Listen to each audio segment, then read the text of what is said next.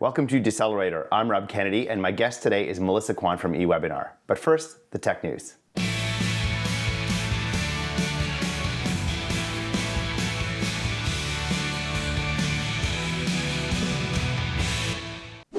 Let's start with AI vision. OpenAI, makers of ChatGPT, created a product called Advanced Voice Mode where you can share what's on your screen with the AI and ask it questions about what it sees. Google, on the other hand, created something called Project Mariner. That allows you to share your browsing session with the AI, and it can help you. The example that they used is they gave a Google Sheet with a bunch of names, and they said, go enrich this information. So it went off the internet and did a bunch of tasks to get more contact information for those people. Finally, Microsoft created something called Copilot Vision, which is an Edge plugin that browses with you. This is how they chose to demo it. Hi, Danny. So I am thinking about what I'm going to do this weekend, and my niece is in town, thinking about going to the California Academy of Sciences, but I don't really know much about it. Is that a good idea? Sounds like a fun plan. Sounds like a fun plan. Now let's switch to text to video. OpenAI, I know I keep bringing them up, but they had the 12 days of shipmas is what they called it, and then renamed it to 12 days of OpenAI. Nobody knows why. Released Sora, their text-to-video tool. Now it can create about a 20-second video to 1080p resolution based on just a prompt, so it's pretty cool. The Chinese company Minimax, on the other hand, their tool is called Hailuo, and now you can feed it a two-dimensional image, which it will then animate. Finally, Lightricks, the makers of the tool Facetune, if you remember that app from back in the day, they created the first text-to-video open source tool that you can download and run on your own devices. Pretty crazy. I don't know about you, but I can't generate anything that doesn't look like a Salvador Dali fever dream. Now, onto a topic that's new, at least to me, AI world building. First is Google released a tool called Genie 2. What you can do with that is you can provide it an image, and it will turn that into a three-dimensional world that you can walk around in. There's a startup called World Labs that has a notable AI researcher behind it that does the exact same thing. It's pretty crazy. Midjourney has a tool called Patchwork, where you can generate storyboards and connect them up to quickly storyboard a movie that you want to actually make. And then finally, Meta created a tool called Motivo, which is a crazy humanoid that responds to commands based on physics and whatever you tell it to do. It's pretty amazing. A lot of you have been writing in saying, Rob, what does your studio look like? So I thought I would take these tools and generate a 3D rendering of my studio layout. Have a look.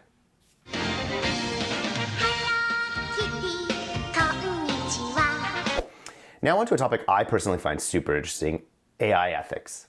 Apollo Research, a company out of the UK, took all the LLMs and asked them to perform a task, but asked them to do so subversively.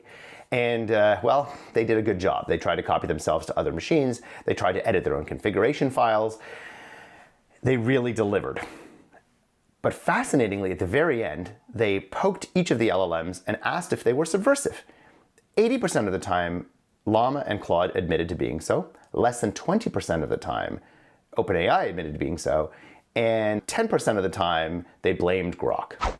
And in AI robot news, Embodied AI, a company that made a $700 robot called Moxie to teach kids, and especially autistic kids, how to regulate their emotions and understand those emotions, decided to shut down. They didn't want to pay their really expensive LLM bills anymore. So what they did was they bricked the machine. Doesn't work anymore.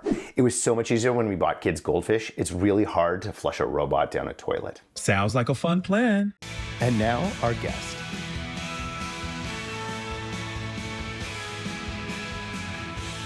My guest today is Melissa Kwan, founder of eWebinar, a notable bootstrapper who's shared her journey very openly along the way. I think you're really going to enjoy this. Hey, Melissa, how's it going? Thanks for coming on the show. Thanks for having me, Rob. All right, so we're going to get into some deep sausage making of business here. But first of all, why don't you just tell everybody what your latest business is and what it does, because I will butcher it. Well, I'm pretty sure you'll do a good job, but I'm happy to go into it. So I'm the founder and CEO of eWebinar.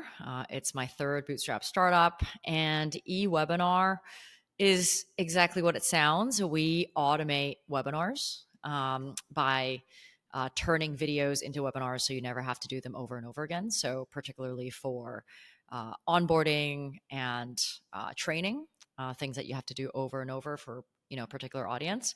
That's what we help you automate.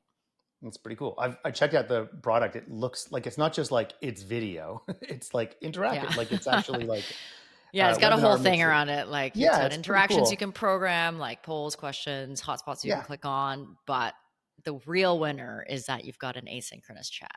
So exactly. And you can respond to questions in real time or later by email. very cool. And then if you, aside from manual webinars or manual like webinars, who would you say your competitors are if you could name them? Well, you don't have to Yeah, give I the mean, there's names, but definitely similar products in this space. So like EverWebinar, EasyWebinar, there's like Webinar Ninja, like all those ones that like are, there are some that focus on like automation first, but most of them are what we call live first. Mhm. And then automation is a feature within the live suite. But all we do is automation. So we do not offer like any live audio, any live video, because people like Zoom are doing a really good job. So we really kind of focus on that niche of like repetitive webinar hell, which is where I used to live in my previous startup. So definitely I think there are definitely direct competitors, but not so much as indirect competitors, which are like the Zooms of the world. Yeah, and that, I mean, we'll get back to this in a second when we go through your journey a little bit, but are any of them venture backed, and should we talk about that later? I mean, I don't know if I think a lot of the smaller players are probably not. Mhm, mhm. But like the bigger ones like Zoom, of course, Livestorm, like those companies are like the ones that you see like buying like words like webinars on Google. Those are the ones that are definitely like venture backed. Got it. Cool. And just to set a teeny bit more context, your previous company was Spacio, which you Yeah. exited. Yeah. Yes. In 2019. And in 2019, fortuitous timing, it seems like. What you seem to have had a bunch of revelations around then before starting eWebinar, and this is why you're on the show, which is like you're I guess the ruler of LinkedIn bootstrapping conversations at the very least. But you had a bunch of quotes that really stood out to me. And again, like I really encourage, I said this in the intro, I'll say it again, listen to Melissa's podcast, Profit Led episodes 1-1 and 2-3 to really get into the headspace of what made you make those decisions. We're not going to totally go into that here. But I really liked some of the points you made about like telling a story about doing a venture-backed thing because that's what you thought you were supposed to do back in the day, and the dopamine hit of getting, you just need to grow for the sake of growing. And then the final thing that really stuck out to me was your point about the media's measure of success was irrelevant to your measure of success. So just because you got mentioned in a TechCrunch doesn't mean you're a successful and actualized human. Did all those like revelations come to you in a sort of like a wave of realization, or was this like a revelation by 1,000 cuts, if there's such a term? It was, I think, definitely the latter. I mean, I moved to New York from Vancouver, like way back in the, I think it's like 9.5 years ago now, to grow my last startup, like to be surrounded by people that I didn't have in Vancouver. And, New York is, for anyone who's been here, it's just a very vibrant, like ambitious place. And not just for startups, like for anybody. Like, the best singers, the best actors, they're all here to like try to make something, like to fulfill a dream, right? And I was like one of those people. And you kind of get inundated with this like, kind of fake it till you make it. And, I just didn't know anything about like real startups or business. Like I had just been living in Vancouver at the time, not really had a lot of exposure. Like there were like some co-working spaces and like some incubators that were starting to build up there, but like we're talking like more than 10 years ago. So not really. Right. So I guess I took a lot of that stuff as like truth. Like when people are like, well, who are you raising money? Answer is always yes. Like this is what you're told, right? Like you got to say like, answer is always yes. You got to get the intro, and then like this is how you pitch. And then there was like Guy Kawasaki's like 10 slides. And so like I just kind of absorbed all of that. And then I guess I was like one of the lucky ones because of the path that I actually wanted, that I didn't know at the time. I was one of the lucky ones that did not get funded. Yes. Right. Because I was actually really bad at pitching. I'm a great salesperson, but I'm really bad at pitching for investment money. Right. And I didn't get funded. And so trying to build up my business, I still had a team to pay and also my own rent. So trying to make my business go and trying to pitch for money. And eventually we became profitable and we didn't need to raise money, was when I started to realize that my life would have been very different if I took money, because I was trying to raise money to get out of debt, which is actually the wrong like mindset. And I think a lot of people think that, right? Like I need to raise money so I can start paying my team and not use my own money. And I have all this debt and maybe this money will save me, but it doesn't really, right? It just kind of carves a different path. So I were to learn that after years of trying to build my business kind of over time, and also talking to venture-backed friends and the journey that they were having. Yeah, there's a lot to unpack there. I think like I actually did live in New York for a couple of years from Toronto actually. And I had the same thing. And not only are everyone there, including the wait staff, like no one is there to, like everyone's got a bigger ambition than the thing that they are doing. Yeah, for sure. Everyone. And it's interesting to your point, like that ecosystem has come into its own more than maybe 10 years ago. Like it feels like there's something going on there. I like the heterogeneity of it, that it's not just like all startups or nothing. Like there's a lot of other things that are going, but yeah, it's also awash in money. That particular city, I think the GDP of New York City is $1 trillion, just the city. So it's like, there's money around. So you're like, well, why can't I get some of it? I think everyone has that thought. Yeah, So I mean, people have so much, they should just give us something. I know, right? It's just like, and divide that by the number of people who think they deserve it. That's 30 cents. But some people do get it like that, right? Yes. Like there's a lot of people here that went to Ivy League schools. I did not. So I didn't even understand that dynamic. Like I'm Canadian, right? Like there are no Ivy League schools. So, I have friends that went to Harvard and Stanford and they're all building stuff and they get money from their friends and it's super easy. And then you think, well, is there something wrong with me that I keep pitching and I'm not getting money? But all these people just don't seem like they have great ideas and definitely can't sell better than me, but they're getting massive checks. And then these are the ones that are telling you to go out and pitch, right? So I think there was also this ego thing, right? That you're like, well, I need to prove myself to my peers in this brand new city that I can also do it. And then you just do it for the sake of doing it. Yes. I think there's also an age factor too, like depending on how old you are, like how comfortable you are in your own skin. Like if you're going into a new city, you're immediately uncomfortable in your own skin for a little bit. And then if you're like, 20, you're like super uncomfortable generally. Did you find that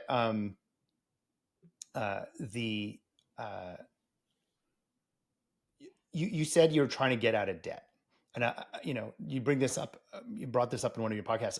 Do you find that like what was this like? I took a mortgage debt or I took a bank loan debt, and I just don't like having debt, and you wanted to pay it off as quickly as possible? Because is that the kind of mentality you had? Like it was working capital debt? Is that how you thought of it?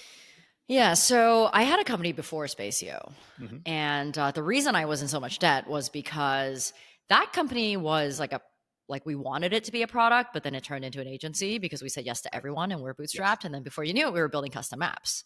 Right. And so we did have like revenue in that company, mm-hmm. but I knew I wanted to start a product company and I knew that I wanted to stop taking contracts. Like that was the only way that I could even focus on building a new company. And I just hated like chasing invoices and chasing the next sale. Like there was just no end to that. So a person once told me, another entrepreneur said that you have to borrow money from the bank when you don't need it. Yes. Because if you need it, they're not going to give it to you. So I knew I wanted to start a new company. We weren't going to raise money for it. So I took the revenue in company one and I got a business loan against that revenue. And then I took all of that and put it into Spacio. And that was the startup capital.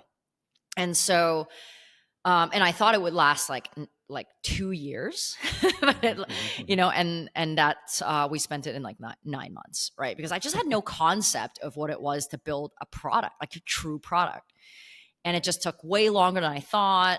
You know, for the first person to even pay us like $10, like we had an idea of a product, but I didn't realize that we'd have to go through so many iterations before like someone would pay money for this open house product that we built. So, and because we had spent all that money, then now I have like 250K, right? Like that I'm responsible for.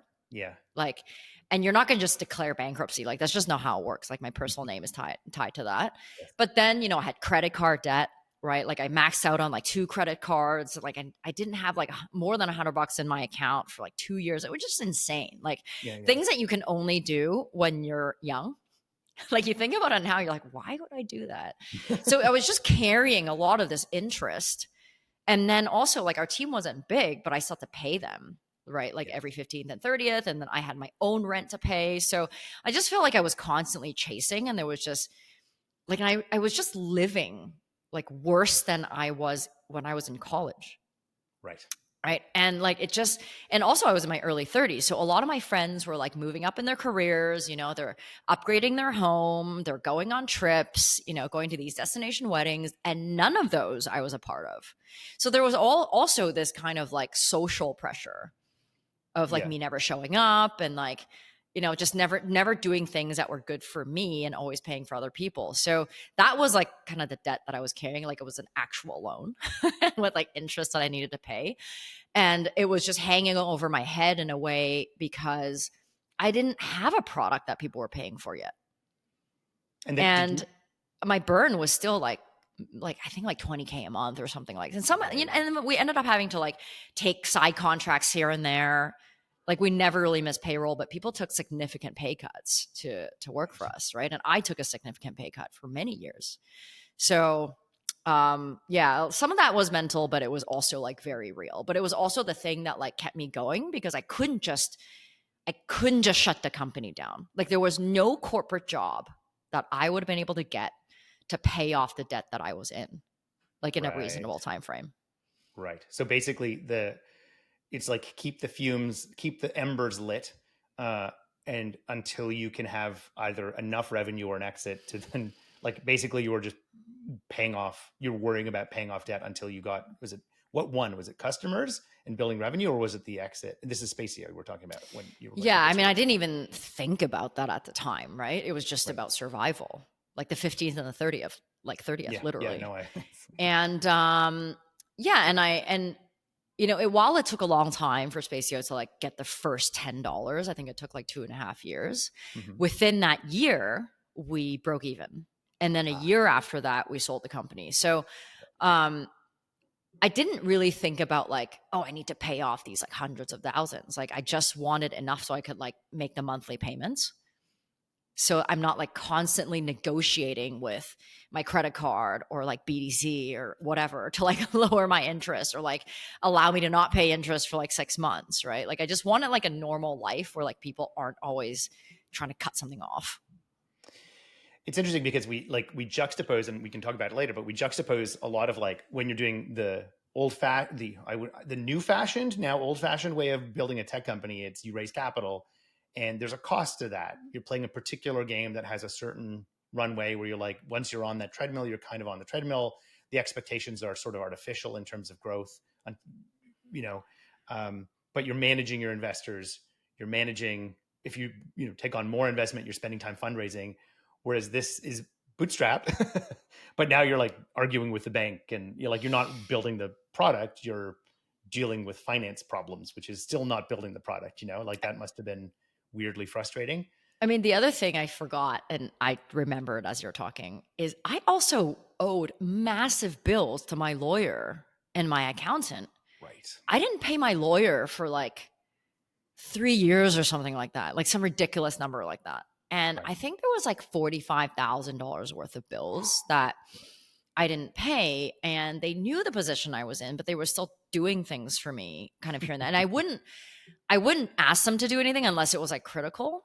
And the thing about lawyers is I think they're really important for a startup. And that's like one role that we never skimped on. So we always went with a really good startup lawyer. And that's why I'm so loyal to my lawyers, because we've been through this period. And there was one time when they're like, hey, like, I know like you're sitting on your bills, but we're a big company, so like it's going to be fine. So like, they had acknowledged that. So it wasn't like I was dodging it. They knew the position I was in, and like they took a chance on me. They didn't charge me interest. And it's a very rare relationship, I think, to have with like a service professional. And I had the same relationship with my accountant. I mean, they weren't a huge firm, like it was like a smaller firm, but it was also someone I had been with since my early 20s. And then I think I had owed him like 6,000 or 7,000 or something like that. So all these people I like that were helping my business operate, but I wasn't paying them for like years. It wasn't like one cycle. So there was also just feeling bad about that. Yeah. It's the psychological toll, I think, is both on the like what you should be when you grow up and while you're growing up, the trauma that happens along the way seems to be that is the thing, isn't it? Ultimately, it's being in good mental shape, whether it's a medical mental problem or I don't know what the right word is, like a coaching or like, you know what I mean? Like being in a good mental state, being positive, or trying to, because you're basically creating something out of nothing. Usually with somebody competing with you, even if the competition is nothing, like not doing anything at all. Yeah, that's the worst actually, because then you have to get them out of doing nothing. Right, which is, everyone likes doing nothing. So you have to constantly have this, everything's great. And I don't want to be like overly positive about it, but when you moved into eWebinar, like I think you did, obviously you learned your lessons from the first two.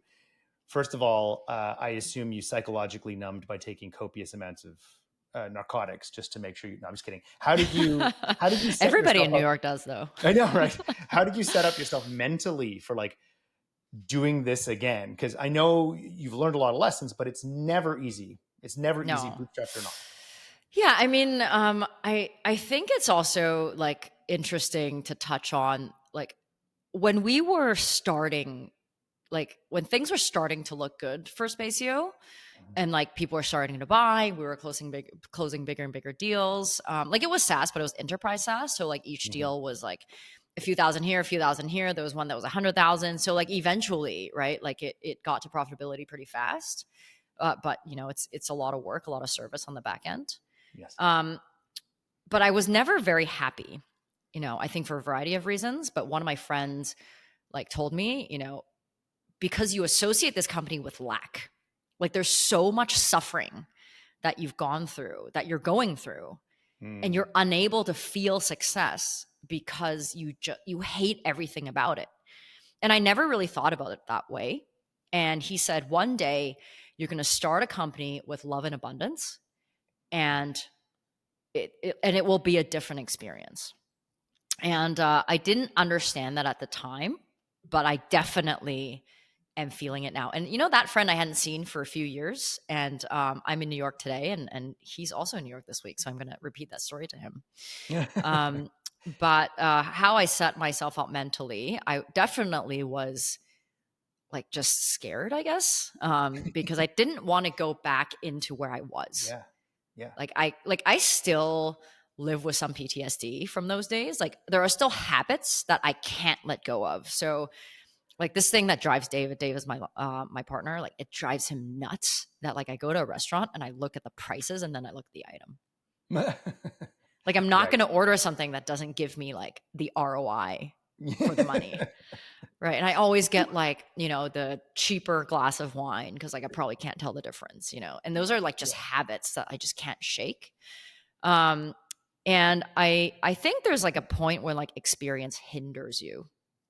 And like, why was I able to do those things when I was young? Because I did not have that experience, but now experience of that was hindering me.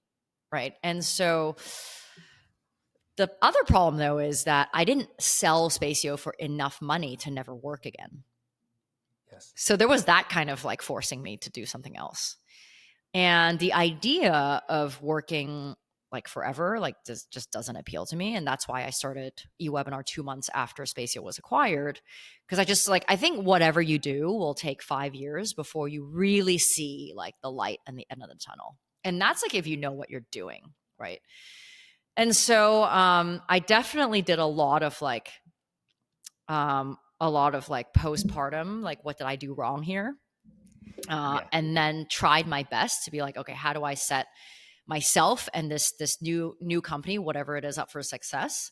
And I just wrote a list of like 10 non-negotiables that I must have in my next company.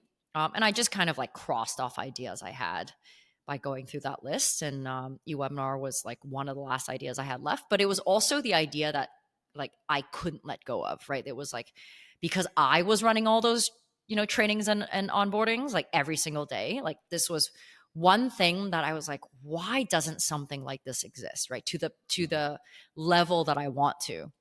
So it was like, and when I asked myself the question, like if somebody came up with this product tomorrow with all the bells and whistles that I have been envisioning for all these years while I'm running these like horrific repetitive webinars, how would I feel about that? And it was only then I was able to like get over the mental hurdle of like, okay, like now it's time to do it again. Yeah, it's interesting because it feels like, there's like two things going on, which is like I think entrepreneurship is a bit of a disease. Like you either have it or you don't, and you don't just stop. It's not like I'm going to go work for Goldman Sachs now. Like it's not going to work. Secondly, there's like this weird, I think the thing that strikes me is that there's this sort of almost, I don't want to call it a sociopathy or something, where you're like in one day, whether you're bootstrapped or not, you're like, oh my God, we got a huge customer. Oh my God, we're being sued. Oh my God. Like this kind of like emotional roller coaster all in one day.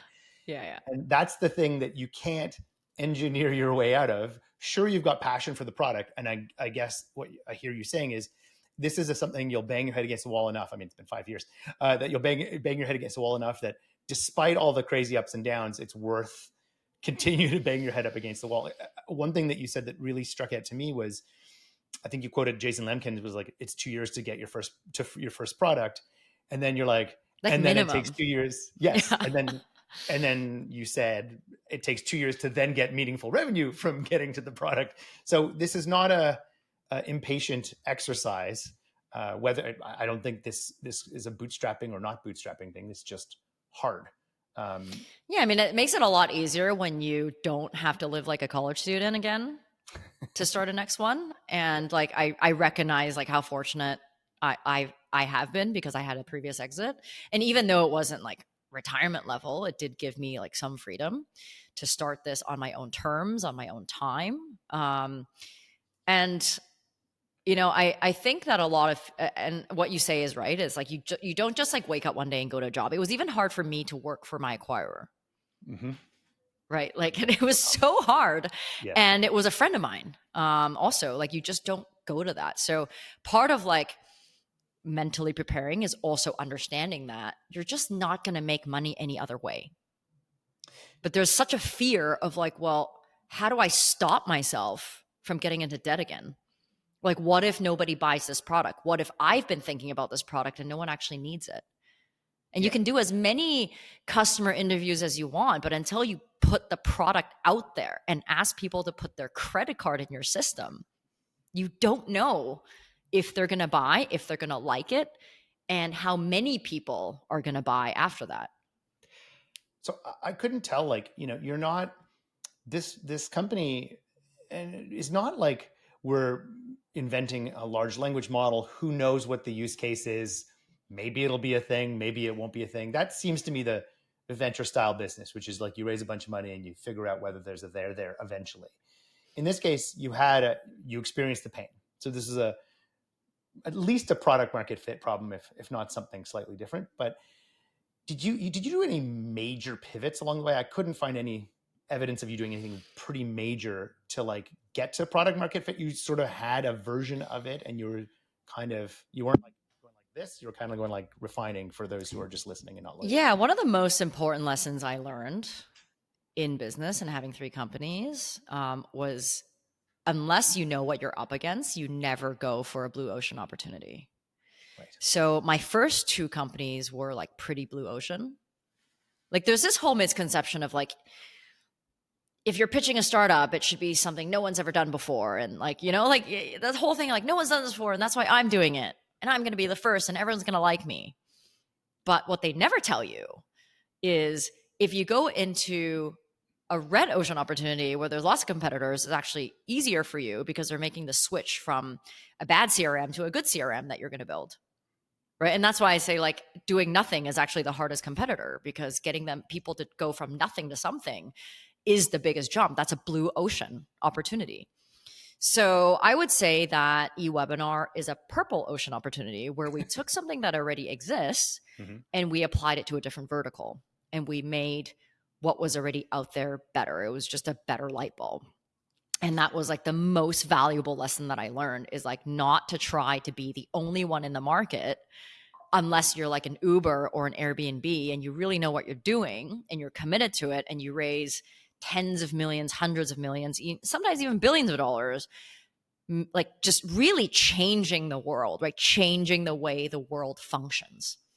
But most entrepreneurs are not cut out for that, right? And most ideas are not that. So I didn't have any major pivots because this product existed before us. We just made it better for a very specific group of people. Yeah, that makes perfect sense. I think there's something about like, yes, I personally think Uber, for example, we use money as a weapon to find product market fit. So we think there's a there. We're going to use money, buy up a taxi market, and one day become profitable, but there also might not be a there, right? And they did a lot of smart things to get there, but it wasn't, this is a problem, let us incrementally solve it. They're making a huge bet. And then going into this business, you've also said that you define bootstrapping as not taking institutional capital. That doesn't mean you don't, take your own money, take money from friends and family, or if you can take loans or grants or bank, whatever. Yeah. Was it, you did take friends and family, if I'm not mistaken, for eWebinar, correct? Yeah. So David and I wrote the first checks. We did take like some friends and family very early on. And then that was that. And then once we had about 40K MRR, we worked with CapChase to get a line of credit, which we then pulled out actually to pay out and buy back some of the shares that were from the friends and family round. So how did that feel? Because you kind of had investors. If they're friends and family, I imagine they were not, like, if they're literally friends and family, it's weird. Because if things are good, I mean, you're an exited entrepreneur, so you're safe, right, Melissa?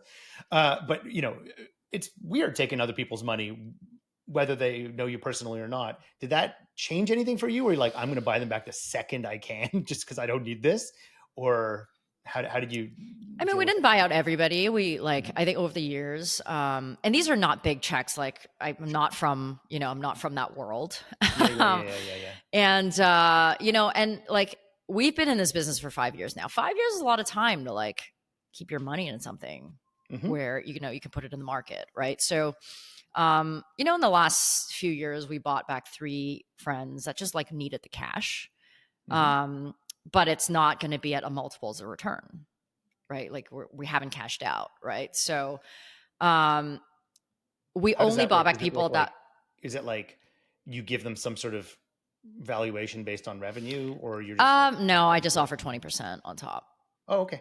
There's no like the thing is I could get a 409A, which I've done before. Like when we issue options, we do a 409A, but when you do a 409A, like, which is a third party valuation, the company is going to be at a fairly low value because they're basing it on your assets and your revenue and the debt that you have, right? So it's not like we're really worth anything. So if we go for a third party valuation, they actually get less back in theory. Yes. So it's really kind of just me offering like, this is 20%, you can take it, you can't, but this is like actually what we can afford.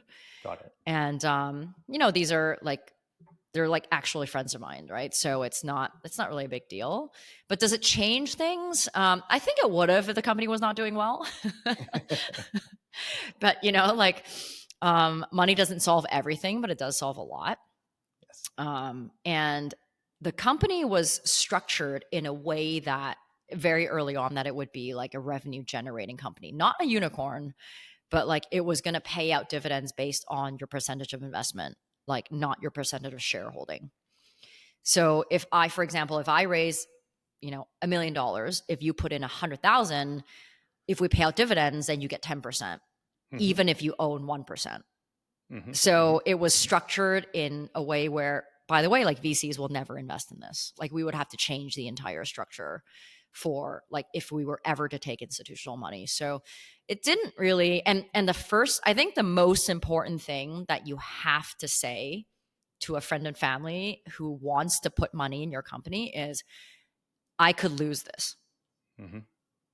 And there has been like in the past, like people that wanted to put money in the company, but I turned them down because I know their financial position, right? Like your 25K could be in my company for 10 years, right? So if that means something to you, right? Or if losing that means something to you, then I can't go and take your money. Yes. Right. So I think these are really important conversations to have to avoid that awkwardness. Yeah. You're nicer than me. I'm like, you're going to lose it. Just like start from there. You're going to lose the money. That's cool. Right. And if they're like, then you're like, well, then we should talk.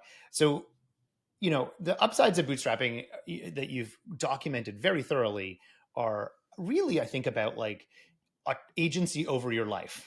At the end of the day, it's, I want to do the things that I want to do as much as I can. Obviously, you have clients that you might not, that are troublesome, or you might have to work hours you don't want to work because it is your business. But what are some other drawbacks that you found? Like this is iteration 3, 5 years into iteration 3 of Melissa.com. Some of the points you made, like at the beginning we had to do side hustles, like just to sort of make ends meet, or maybe like that's very distracting. The point you made about the services thing, I have a theory that all services companies want to be product companies. Oh, for sure. All do. 100%.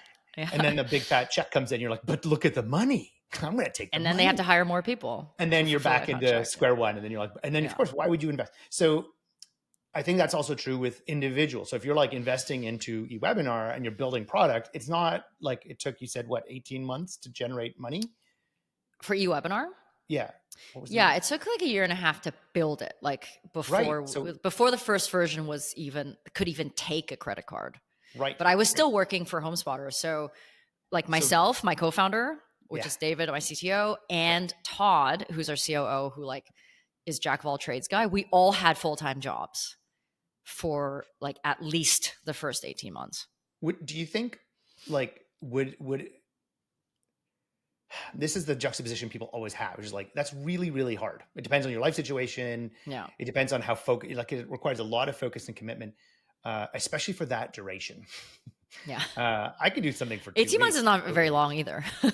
No, but as a side hustle, it requires commitment. And do you think that, it needed to, like, the difference, I really think that at the end of the day, the difference with the venture is you're trying shit quicker, and you're moving faster, sometimes most of the time beyond the skis that you've got and trying to catch up to those skis. But you can try a lot of crap because you're focused on the thing. Now you're side focused. Do you think that there was like you could have come to market faster? Or is it one of those things that it's like, it needed that time to settle? Like, just aside from life circumstances being, I can't just quit and work for a year instead of 1.5 years.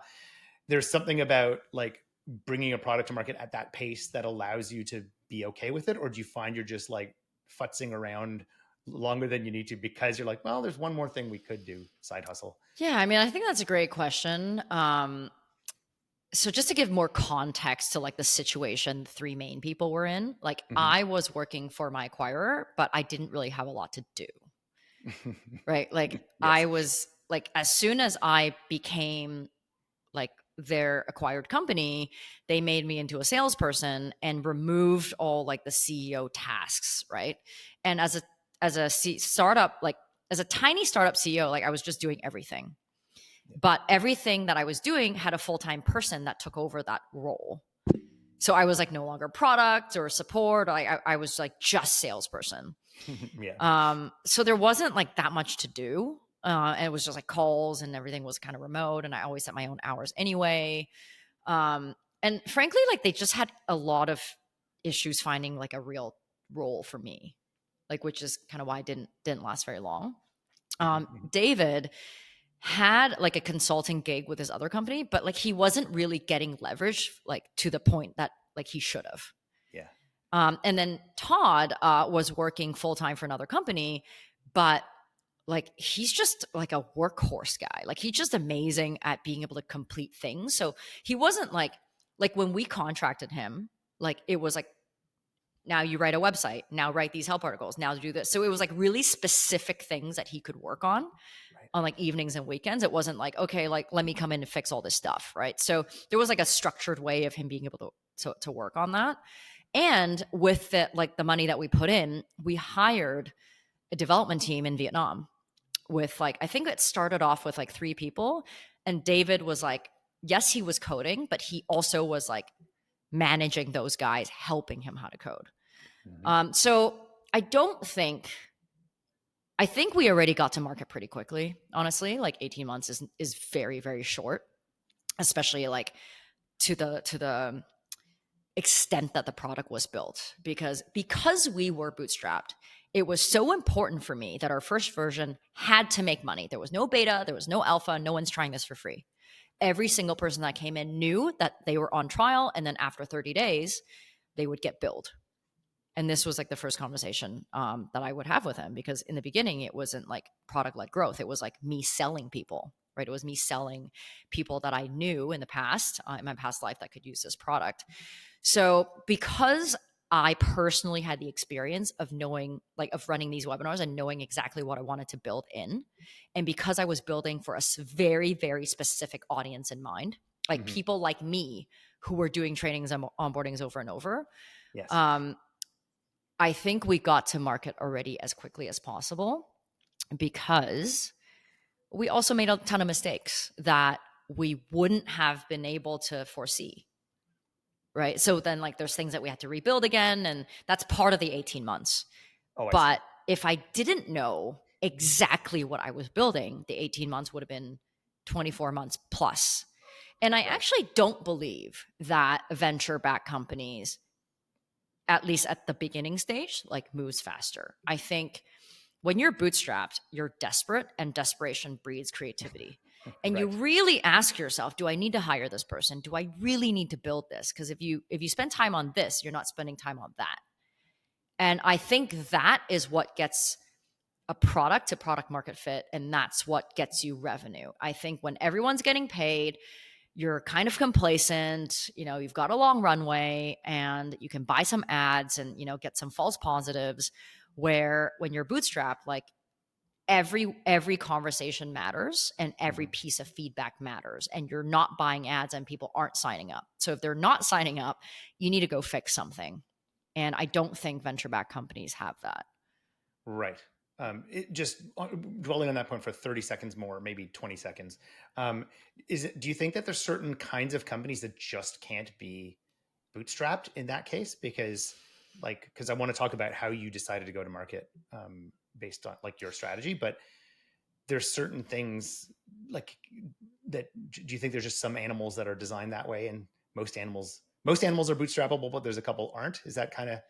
Yeah, I mean, I think any company that requires like large investments up front, right? Like I've never done hardware, but I can only imagine like something like that requires production would require like capital, especially with like R&D. Probably a lot of like life sciences companies probably can't. But are you able to get something off the ground? Right? Maybe with some grants, with some friends and family, and get it to a point where when you do raise institutional capital, it's like you can have the opportunity to maybe negotiate it on your own terms. Like, I'm not sure, right? But I definitely, if you need a significant amount of capital up front before a product can even see the light of day, then you don't really have a choice. Right. Fair. And I think that's why a lot of actually venture capitalists don't like hardware businesses, because they're very expensive, and then God knows if they actually work at the end of it. Software businesses are cheaper to spin up and spin down.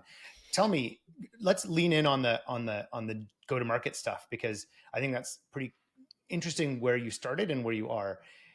Correct me if I'm wrong, but your strategy basically was SEO, your plus personal brand on LinkedIn plus podcasts, basically. Yeah. That came later. Okay. What I was was your very first? naive. I was very naive to think I could do that without.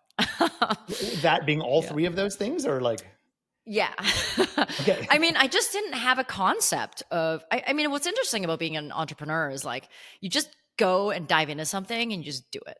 Mm-hmm. But you don't really think about all the things you don't know because you think you know everything. Mm-hmm. Right? Like, or you're like, yeah, I'll just figure it out as I go.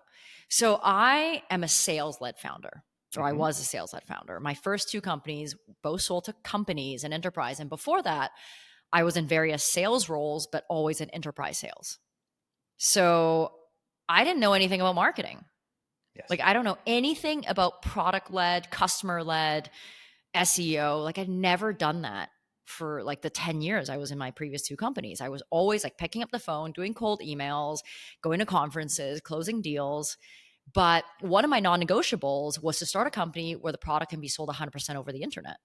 Mm-hmm. Because previously I was already nomading, but the first quarter of every year, I'm always on a plane going to real estate conferences to try to meet people and try to close a deal. Because that's just how deals are done Yes. in that industry. Like, you got to show up, you got to have a booth, people have to shake your hand.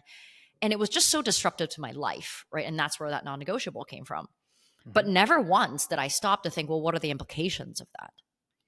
So I came into eWebinar thinking, well, I'm just going to call all my friends and their friends and their friends. I'm just going to ask for referrals because that's how I sold before. Mm-hmm. And then the product's going to be really amazing. And then everyone's going to tell everyone. Right. And then people are going to sign up.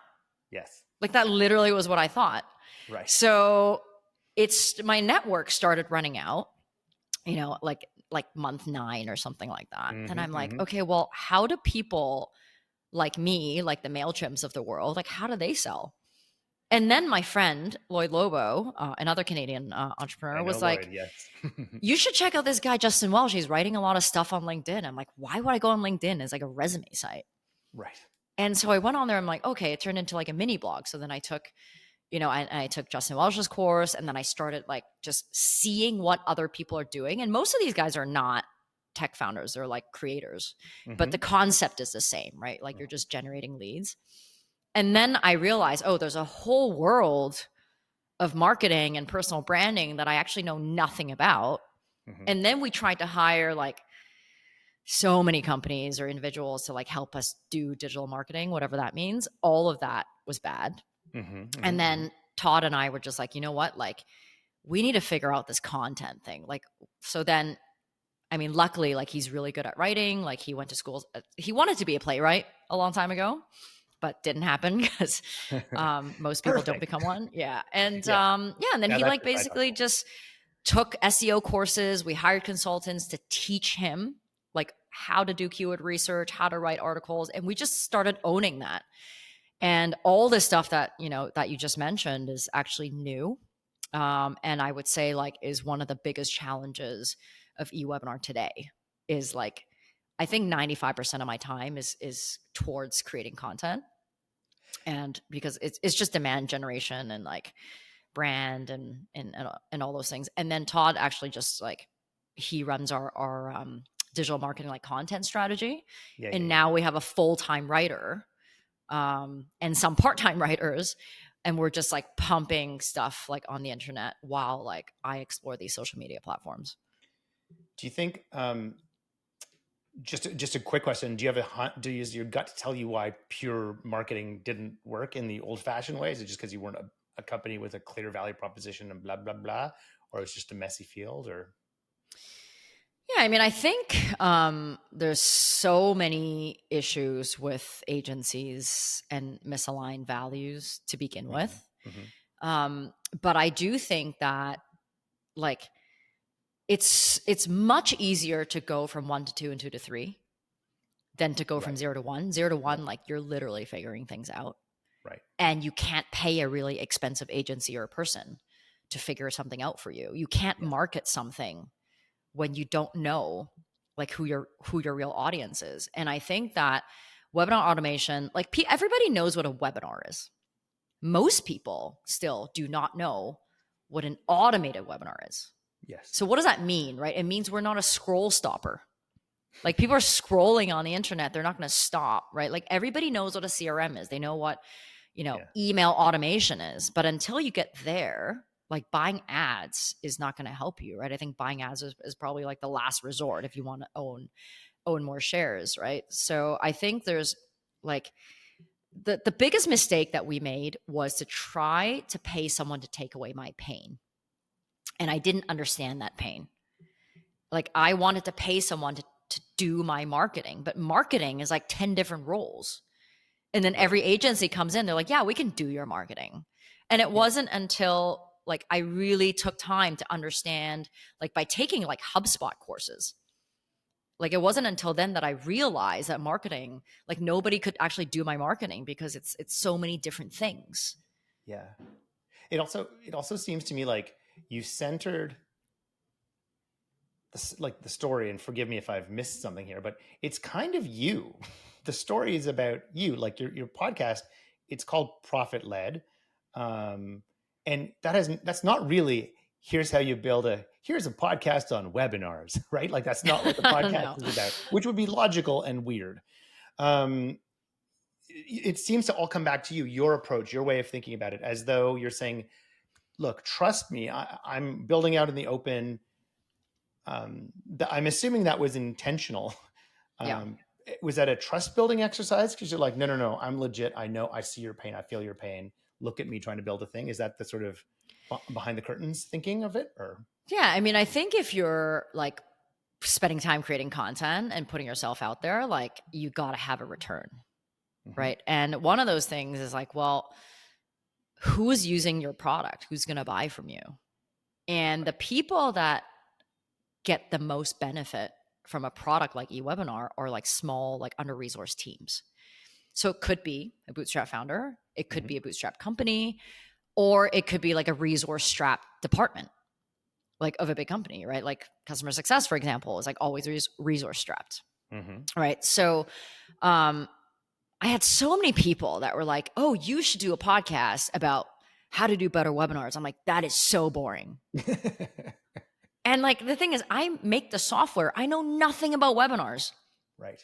Like, and that's the misconception, right? People like are in support, like, oh, how do I like make the best webinar funnel? I'm like, I have no idea. Like, I'm literally just building this product. You should actually like ask a coach or like join an industry group or something like that. And they're like surprised by that. Right. But I think like they're in business or like in your profession, there are things that you should do logically because it makes money. Or there's things that like you want to do that are like kind of fun. Right. And so you need to balance out the two. Like, of course, there's like so many things I should do that can like make more money, but like they're just really dreadful things that I would just never want to do. So part of wanting to like create more content for bootstrap founders and talk about my story is part of like what you're doing is like let people know that there's a different way to build a business and I'm the living proof of it. But the other part of it is also like, this is the content that's going to attract people like me who will use the product that I created for me. Right. Because I wanted to free myself from the computer, like from running the Zooms. And there's got to be more people like me. I don't know if it's like a strategy that has 100% worked, but it's the content that comes most naturally to me that doesn't feel like work. That was going to be my question. And I did notice that like, to my mind, and we're recording this at the tail end of 2024, LinkedIn is starting to feel a little Facebooky for my tastes, maybe a little Twittery. Right, yeah.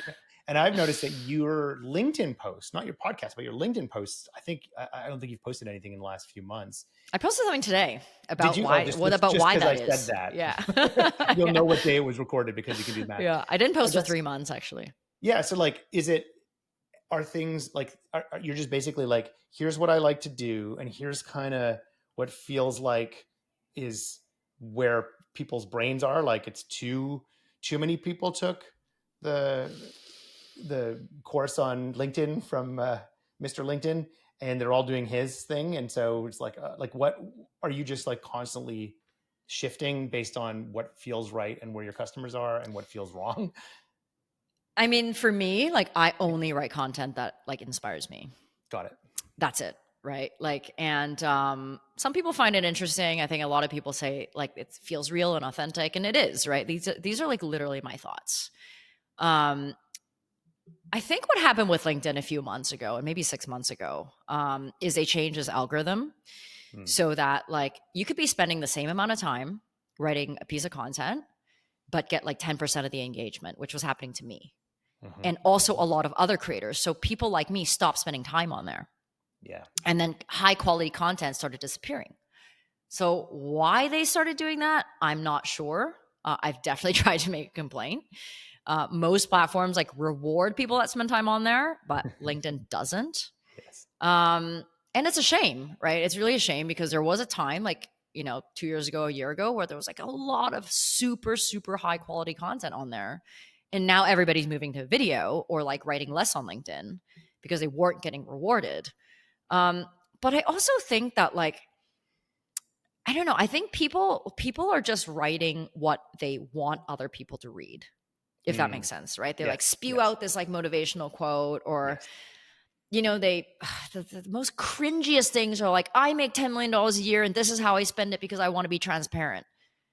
I'm like, really? This content blows. It's the worst. Yeah. And it's such a humble brag and it like rubs me the wrong way. And I've actually unfollowed and like blocked a lot of people because of that.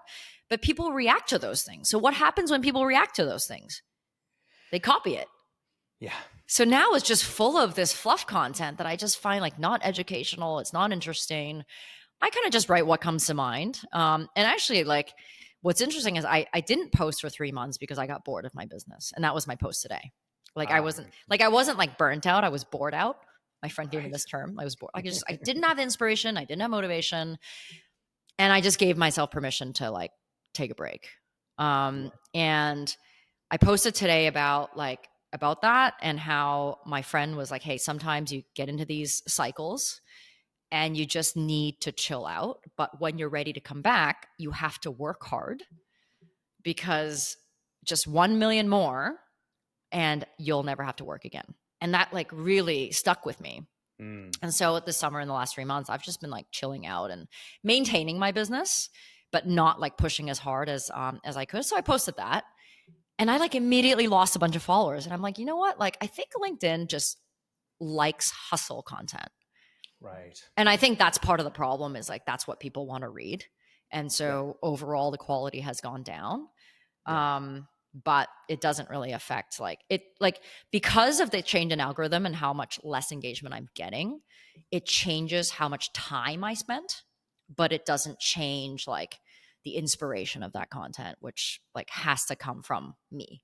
And by the way, that completely resonates with me. I think people are writing on LinkedIn for what they think they should be writing on LinkedIn, and nobody's actually writing to anybody. They're just writing about, like it's this weird whatever. And I also am a big like, I don't know. I've been bitten so many times with writing content on other people's platform or doing content on other people's platform that then they change the rules or some crazy person buys them. And then you're like, well, that's all work that I did for somebody else. Okay. So lightning round, super hard questions.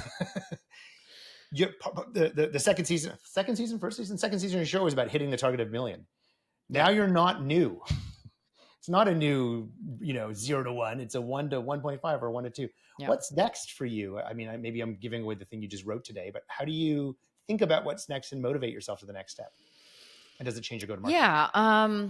So how is it like a lightning round, like length of an answer, or do you want to? I just want to be respectful of your time. So you can take as long as you want. Yeah. I mean, what's next is like, we're finally at the point in our business where like everybody's getting paid well and no one feels like they're making concessions. And that's like a massive milestone. Like that was really my focus in the last 12 months is like, let's make sure everybody, most importantly, the co-founders and my COO, like who's taken massive pay cuts to like get a real salary. It's still not as real as like, everybody working a corporate job, but like everyone's fine. Yep. And so we are now finally able to take a step back and be like, where do we want the product to go based on now the data that we have on who's using it, who pays us the most and all those things. And I know like everybody always says like, choose one industry, choose one vertical, choose one line of business, but we never had the luxury to do that. Like when your burn in the beginning, like day one is $25K a month and you're making $1,000, like you're taking revenue anywhere you can because you're Yep. bootstrapped. And we did Yes. that, right? So, we were a sales product, we were a marketing product, we were onboarding and training and CS, right? But we recently just made a tough decision to really only focus on customer support, training, and onboarding because it makes the most financial sense for us. Got it. So what does that mean with like honing in? It's also being able to build features really specific for this group. And, maybe just removing some of the wish list items that we had for, marketers and salespeople. It doesn't mean that they won't find us anyway, because marketers naturally gravitate to automating their business. So they're going to find us anyway. But we actually, for example, removed all of that content from our site. And it, we were expecting revenue to take a step back. It hasn't yet. Maybe it hasn't been long enough, but what's next for the product is really focusing on who we believe are going to be the biggest users, biggest consumers of our product. And really wanting to add another million ARR, to where we are today, in the next 12 months. I would love to get there. I'm not sure if we can, but I think the only way to get there is to like pick a vertical.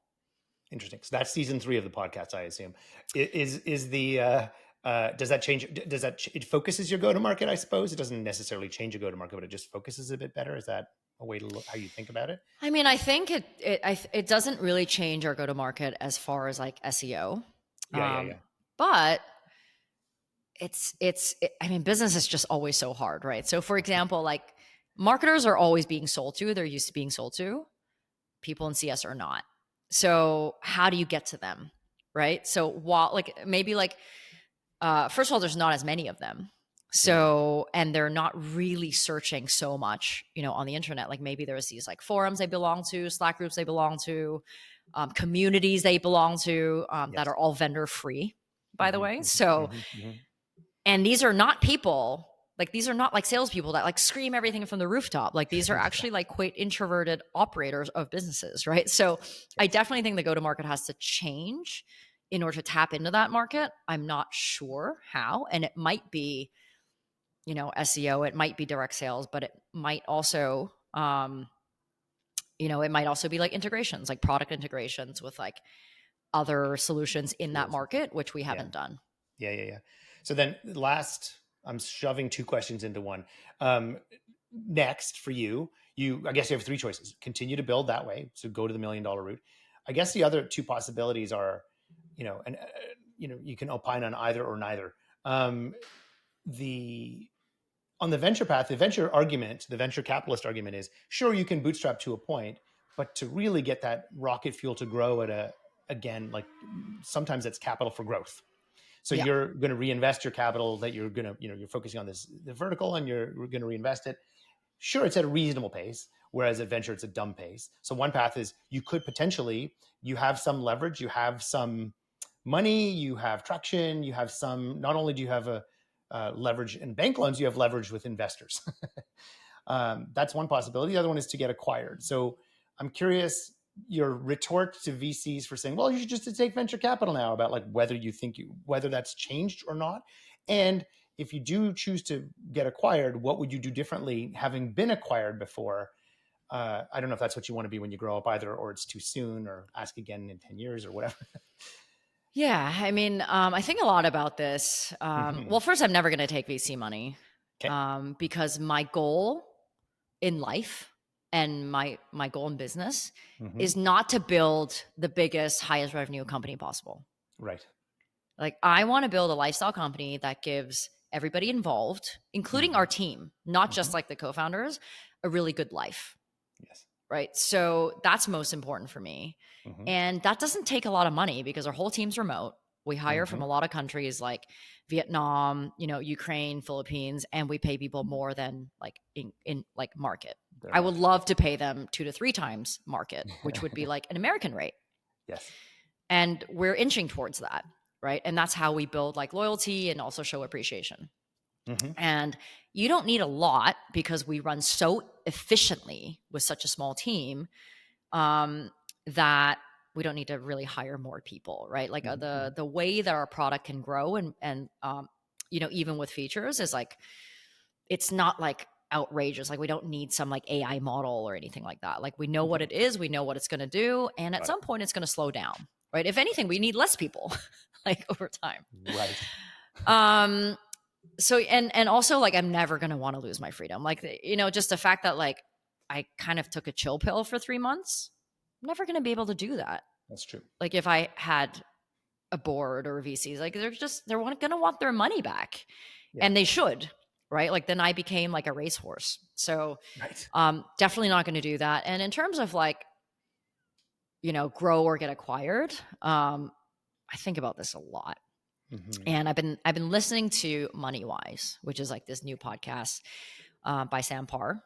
And that podcast, he interviews like high net worth people on like what they do with their money, like people that have like 10 million, 20 million.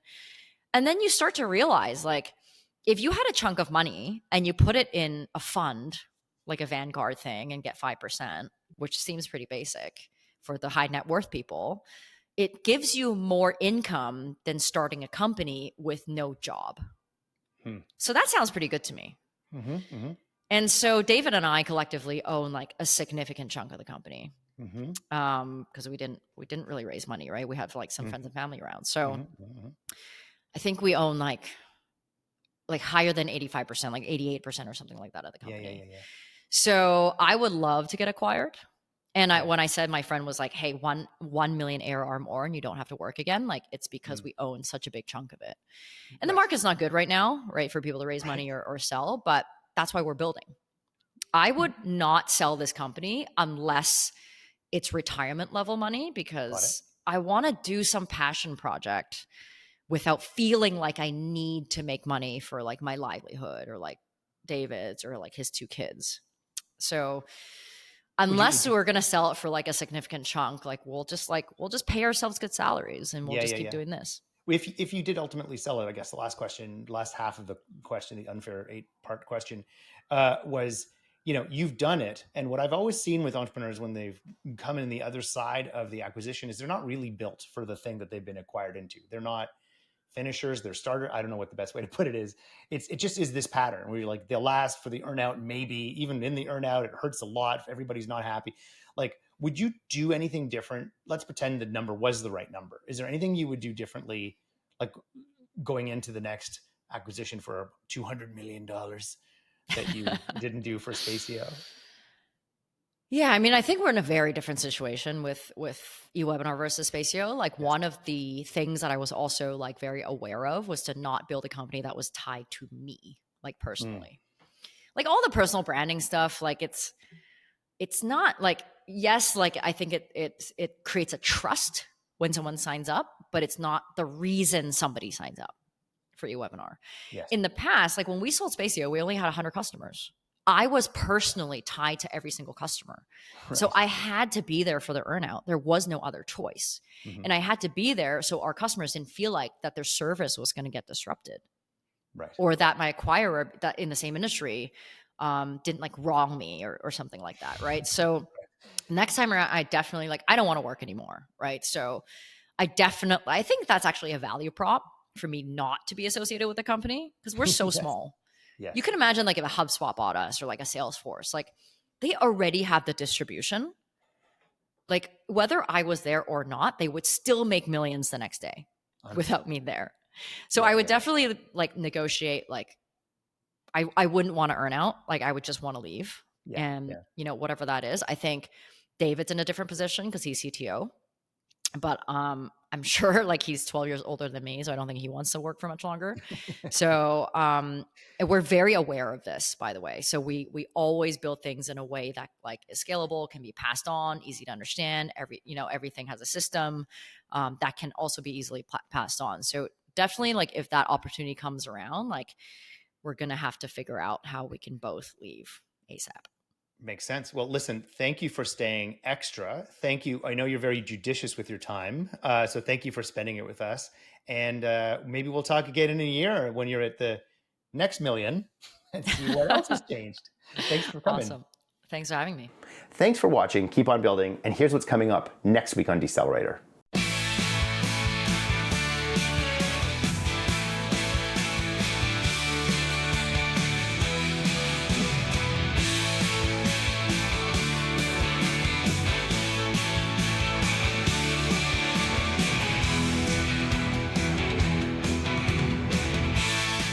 Sounds like a fun plan.